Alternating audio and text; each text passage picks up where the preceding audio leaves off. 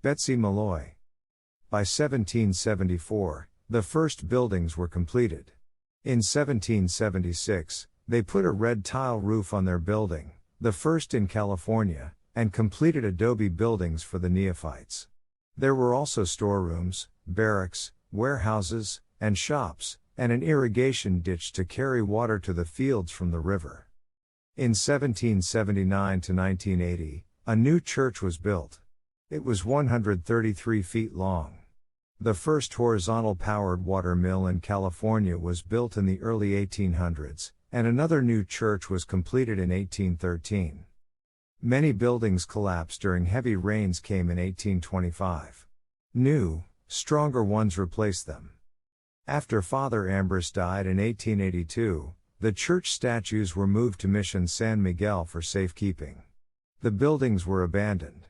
An antique dealer took off the tile roof and sold them. The adobe walls began to deteriorate. Efforts to restore the church started in 1903, but a 1906 earthquake damaged it beyond repair.